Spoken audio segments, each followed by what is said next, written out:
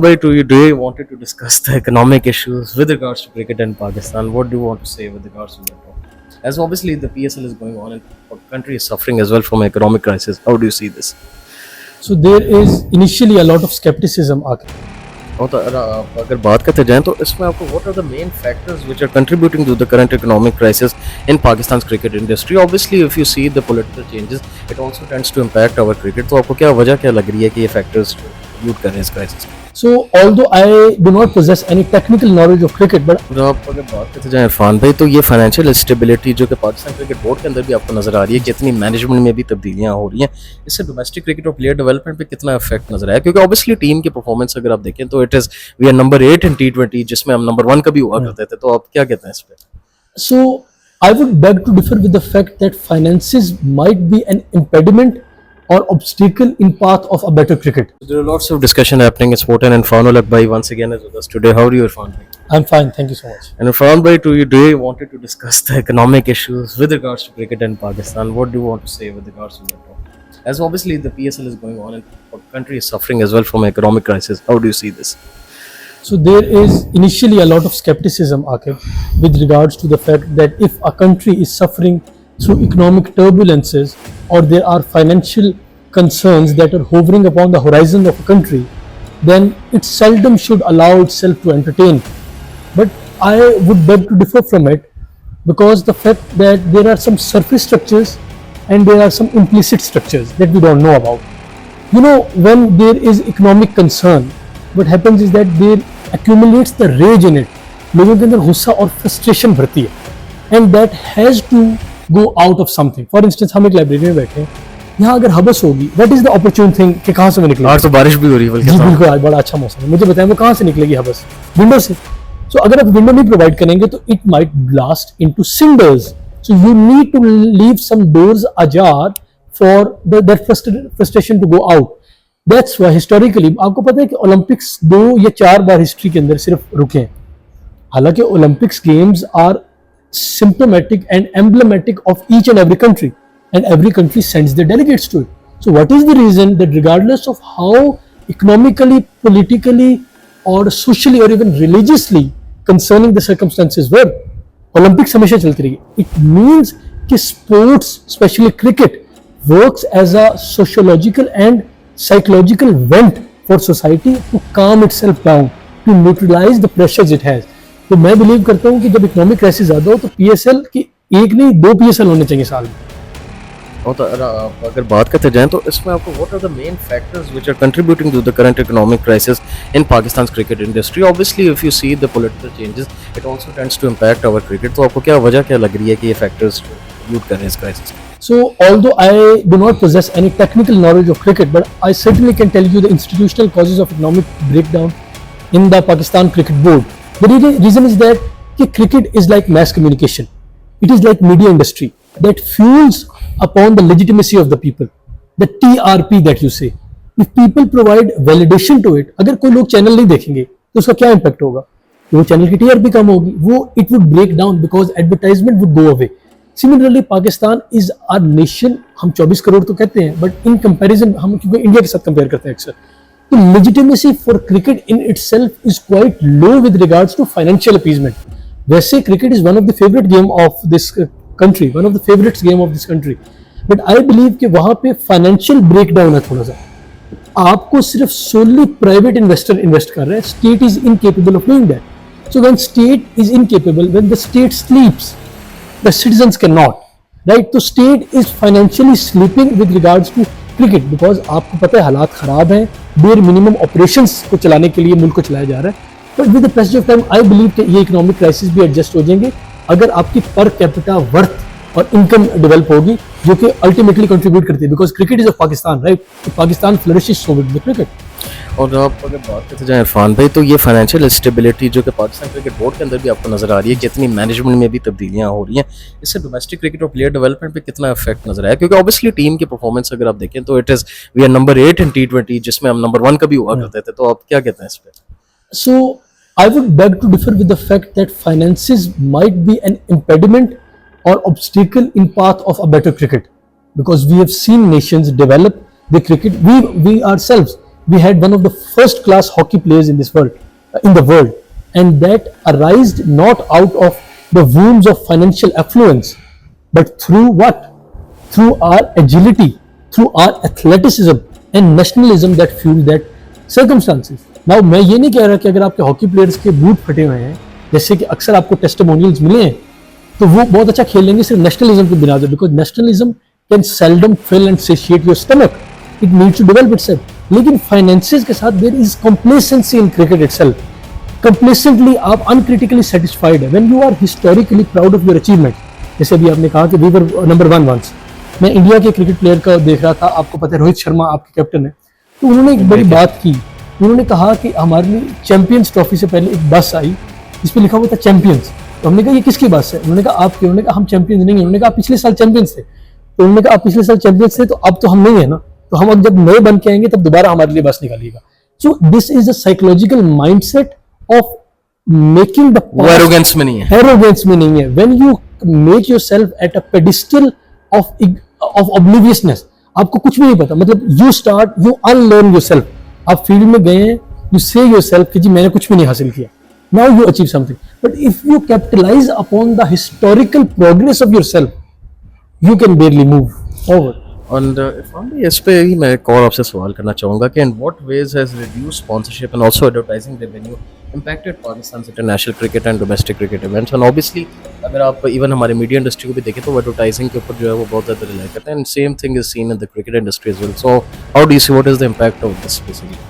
I believe that although multinational corporations are in Pakistan and they are vibrantly financing PSL and other endeavors itself, Pakistan Even banks and all of these ji companies. बिल्कुल. और उसके बाद MNCs as well. When you see KFC, when they Coke, these are multinational corporations that have hefty and quite insurmountable financial capital that is substantiating their worth.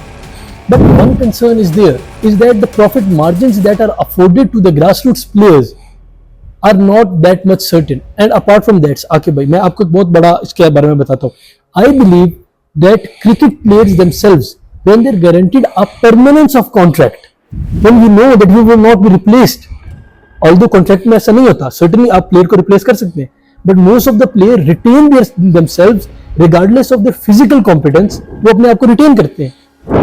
That makes a job satisfaction. आपको पता है government services में एक सबसे बड़ा critic ये है public administration की कि government servants have the opportunity that they know that we are going to retain in our services. जब आपको पता है कि आपकी जॉब कहीं नहीं जा रही, तो what would happen? You would become uncritically satisfied. You would endorse yourself कि जो भी हो जाए मैं तो यहीं पे रुक रहा हूँ. तो that competitiveness is eroded, it vaporizes itself into thin air. So I believe कि उसके ऊपर काम किया जाए और sponsorship का margins को they should be devolved to the grassroots level so that असल जगह पे लगे ना. आपको पता है UN के बजट में से 80% of the budget is on operations of the UN और 20% actual जगह पे जाता है जहाँ पे कोई need हो, लोग जा रहे हैं, रह रहे हैं operations पे. So when you administratively consume all the costs on advertisements and billboarding and you provide a very trickle down capital to the grassroots players and there is the lack of financial incentive for them to perform, then it becomes a mix of grotesque things और उसकी वजह से performance impact हो सकती है. और क्या आपको किस एक्सटेंट तक लगता है कि इकोनॉमिक क्राइसिस ने जो है वो टिकट सेल्स, फैन अटेंडेंस और ओवरऑल पब्लिक एंगेजमेंट जो है क्रिकेट के साथ उसको इफेक्ट किया है? कल मैं ऑब्वियसली PSL मैच देखने भी गया था और मैं नजर आ रहा था कि हालांकि लाहौर का मैच है लेकिन क्राउड बहुत ज्यादा कम था इरफान भाई, हालांकि पहले लाहौर के मैचेस में crowd used to be quite full. तो आपको लग रहा है इकोनॉमिक क्राइसिस का भी इफेक्ट आ रहा है इसका? I would tell you one thing और बड़ी simple words में आकी भाई बात सुने. The thing is that sports is a necessity, but when economy intrudes in it, it becomes a luxury that only few people can afford. So sports in Pakistan is a luxury right now. Not saying regards to finance. अब मुझे बताएं ticket की क्या price है PSL के? Minimum 1000 रुपए, final की 1500 से शुरू हो रही है. ठीक है, आप याद रखें कि जो एलीट क्लास है, जो सबॉल्टन नहीं है, वो तो अफोर्ड कर सकते हैं. अगर हम इस बात को भी भूल जाएंगे 1500 रुपए भी अफोर्ड किए जा सकते हैं, मतलब एक रिक्शे वाला शायद अफोर्ड कर ले, क्यों ना कर सकते हैं.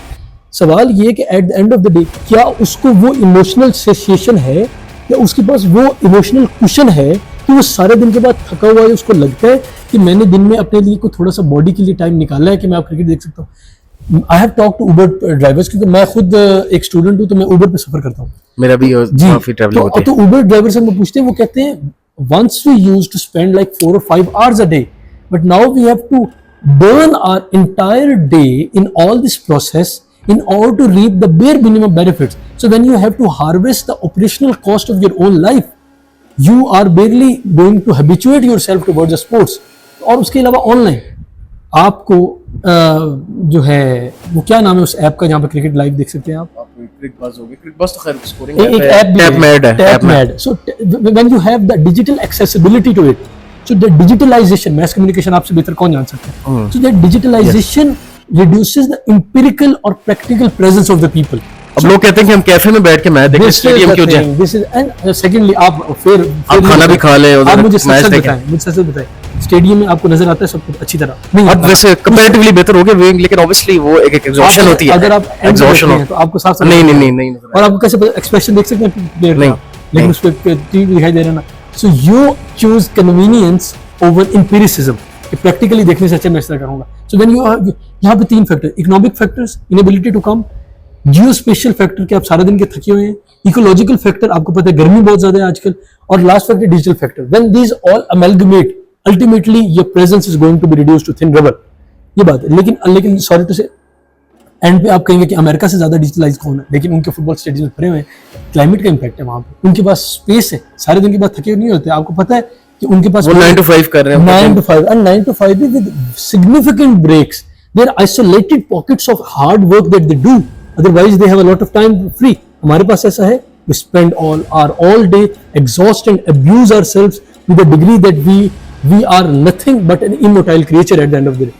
तो हमें बेड से ज्यादा कुछ अच्छा नहीं लगेगा, लेट अलोन क्रिकेट अगर हम देखना चाहें. उधर वो वीकेंड पे एंजॉय करना चाहते हैं, हम कहते हैं कि वीकेंड पे हमें बेड मिल जाए तो वो बिल्कुल ऐसा है. एंड लास्टली फान पे before we close this video, जो ये इकोनॉमिक क्राइसिस है सबसे ज्यादा इन्फ्लुएंस क्या करेगा जो career choices of emerging cricketers, कैसा इंपैक्ट डालेगा इमर्जिंग क्रिकेटर्स जो इस स्पोर्ट में आना चाहते हैं आगे? What a beautiful question you have. मैं आपको बताता हूँ इसका इलाज नहीं, इसका मैं आपको जवाब दे देता हूँ. इलाज हम किसी और वीडियो के लिए रखेंगे. देखिए मैंने आपको पहले बताया कि स्पोर्ट्स पहले एक नेसेसिटी थी, अब एक लग्जरी है. Me myself I am a basketball player. I have played basketball for past 5 years. But now I am invested myself into studies. मुझे पता है कि मैं बास्केटबॉल खेल सकता हूँ, लेकिन वो प्रोफेशनल एंडेवर मैं परस्यू नहीं कर सकता. Reason being that professional exigencies are so strong कि बच्चे उस चीज को परस्यू नहीं करेंगे. गांव में अगर आप इसे पूछें तो वो कहेंगे, या शहर में भी, कि we have a goal to make, right. तो when you are professionally burdened and there are very little opportunities for you economically that might be conducive for you. Gamble है फान भी, आपका चांस पे बात है कि आप खेल रहे हो वो and सारा. there are false perceptions too. I don't know false है या नहीं, ये तो आपसे बेहतर कोई जान सकता, आप बताएंगे बाद में. लेकिन यहाँ पे बिलीव किया जाता है कि there is athletic nepotism, कि जी आपको उन लोगों को लेके आगे आया जाता है जो उनके जानने वाले होते हैं. मतलब there are वो है कुछ हद तक है. so when there are structural concerns that they are amplified too. So they generate a general sense of pessimism in society and society becomes oblivious to it. आपको बताया गया कि पॉसिबिलिटी ये है कि शायद आप खेलने जा रहे हैं और आपको आगे नहीं रखा जाएगा, वहाँ पे पैसे चलते हैं, कुछ ऐसी बात करेंगे, तो you would barely invest yourself in it. तो आप कहेंगे मैं उस जगह पे जाता हूँ जहाँ पे पॉसिबिलिटी होगी. तो that makes our generations go against it. आपको पता है बाबर आजम जैसे कितने बच्चे फिर रहे होंगे, नो डाउट, लेकिन उनको नई अपॉर्चुनिटी मिलती है. एफसी कॉलेज में कितना टैलेंट है लेकिन नजर आ रहा है. आपको पता है ग्रेजुएशन के बाद वो नहीं खेलेंगे, बिकॉज दे नो कि लाइफ में अपॉर्चुनिटी शायद हम लोग को ये तो नहीं मिलेगी, तो हम कोई जॉब कर लें 9 to 5. तो economy has a significant impact on mobilising and migrating a sports from being a necessity to something that is elusive as a luxury. Irfan भाई thank you so much for time, और आपको कोशिश करेंगे फिर एक और वीडियो में एंगेज करना बड़ी जल्द दोबारा एक सेशन लें. एंड आई होप कि जो आप बातें कर रहे हैं वो हमारे स्टेक होल्डर्स तक पहुंचे और हमें चेंजेस नजर आए. सो इरफान भाई thank you so much for time. And so yeah guys that's it for this video. Sports से इसके पेज को लाइक करें, फॉलो करें, सब्सक्राइब करें for more content like this. तब तक के लिए मुझे और इरफान भाई को दीजिए इजाजत. Take good care of yourself and अल्लाह हाफिज़. Thank you.